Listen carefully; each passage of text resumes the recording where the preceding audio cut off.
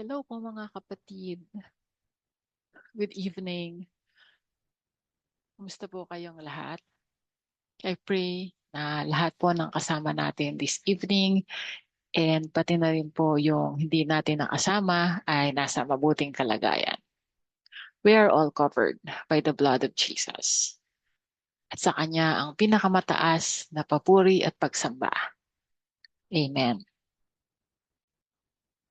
This January po ay pinag-aaralan po natin ang mga ilan sa mga passages ng Book of Psalms about sa word, prayer, sa fasting, praise, worship, and thanksgiving. Bilang mga Kristiyano, very important ang mga ito sa buhay natin and dapat maging bahagi ito ng ating lifestyle. The Book of Psalms is a collection of songs and prayers written by different authors. And this book can serve as our guide sa ating lifestyle of prayer and fasting, worship, and thanksgiving. Meron po akong ilang passages na isi-share sa inyo about prayer, thanksgiving, and worship na kukunin natin sa Book of Psalms. Pero, let's pray po muna para guided tayo ng Holy Spirit as we study God's Word. Let's pray.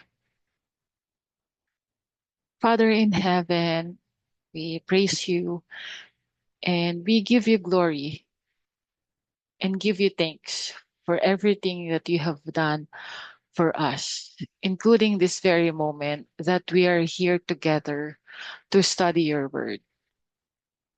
Samahan mo po kami and let your presence fill this place and let your Holy Spirit be with us habang nag-aaral po kami ng iyong salita. Nawa ay ma-open ang aming mga puso at isip upang maunawaan po namin ang mga bagay na gusto mo pong ituro sa amin. And tulungan mo din po kami na maisabuhay namin ang matututunan po namin today. Thank you, Lord, for using me to be the channel of your word. This we pray in the name of Jesus. Amen.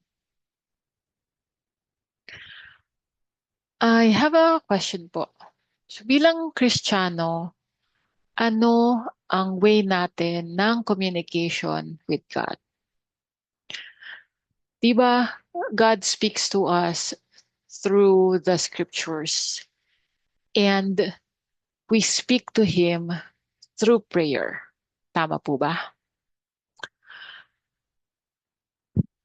Pero, did you know na ang panalangin po ay hindi lang paghingi sa Diyos, kundi pagkikwento din ng ginawa ng Diyos sa buhay natin.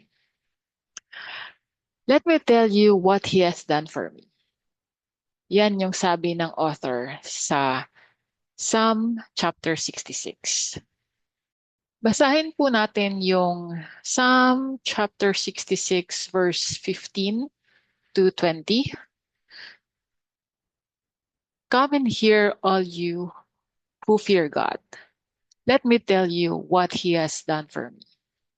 I cried out to Him with my mouth. His praise was on my tongue. If I had cherished sin in my heart, the Lord would not have listened. But God has surely listened and has heard my prayer. Praise be to God, who has not rejected my prayer or withheld His love from me. The author here shares his testimony that God listened to his prayers. Prayer is a personal testimony.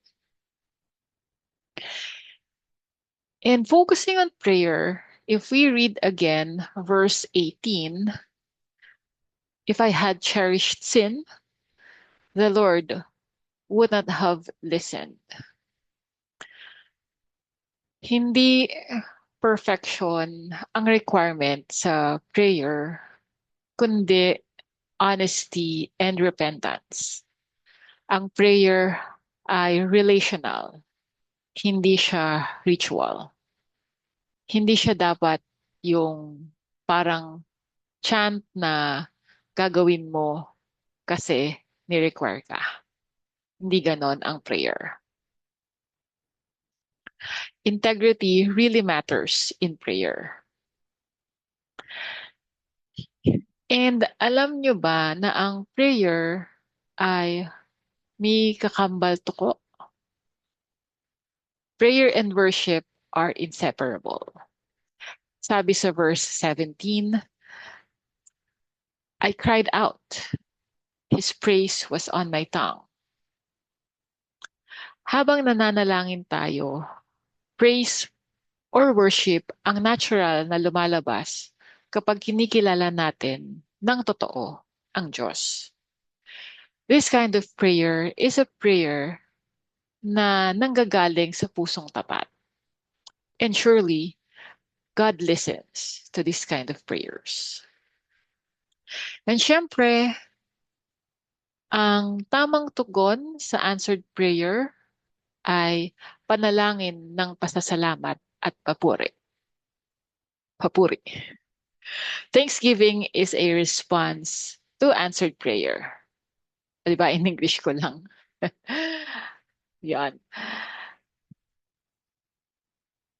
Prayer that is heard produces thanksgiving, and thanksgiving overflows into worship.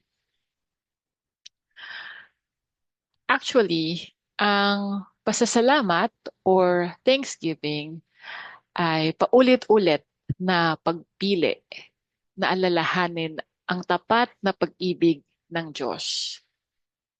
Hindi lang dahil binigay ni God yung prayer request natin. Siyempre, dapat talaga tayo magpasalamat sa mga answered prayer, but thanksgiving should be a lifestyle, not just a spur of the moment act. Kung babasahin po natin yung Psalms chapter 136, so from verse 1 to 3, sabi doon, give thanks to the Lord, for He is good. His love endures forever. Give thanks to the God of gods. His love endures forever. Give thanks to the Lord of lords. His love endures forever. Give thanks. Thanks, give thanks, give thanks. Paulit-ulit yarn. Ganun talaga. Ang gratitude ay act of faith, hindi lang based sa feelings. And ang lahat ng lahat ng dahilan ng pasasalamat ay bumabalik sa Hesed. Hesed is a Hebrew word na ang pinakamalapit na ibig sabihin ay tapat, hindi nagbabago at hindi nauubos na pag-ibig ng Diyos. Yung paulit-ulit na thanksgiving trains the heart to see God's enduring love in every season. Dahil ang pasasalamat or thanksgiving ang pinag-uugatan ng tunay na worship. Ang tunay na pagsamba ay masayang pagtugon sa kung sino ang Diyos, which is yung Hesed, and also who we are in Him. If we're going to read Psalm chapter 100, verse 1 to 5, sabi doon, shout for joy to the Lord, all the earth. Worship the Lord with gladness. Come before Him with joyful songs. Know that the Lord is God. It is He who made us, and we are His. We are his people, the sheep of his pasture. Enter his gates with thanksgiving and his courts with praise. Give thanks to him and praise his name. For the Lord is good and his love endures forever. His faithfulness continues through all generations. Kung mapapansin natin, yung karamihan ng mga worship or praise songs na napapakinggan natin, mostly doon ay galing sa Book of Psalms. Di ba? Anyway, ayun nga, ang worship ay celebration. Hindi siya obligation. Dapat joyful at hindi forced. Ba, shout for joy. Worship with gladness. Diba? Sabi dun sa verse 1 and 2. Worship flows from identity din kasi. Diba? Who we are to Him.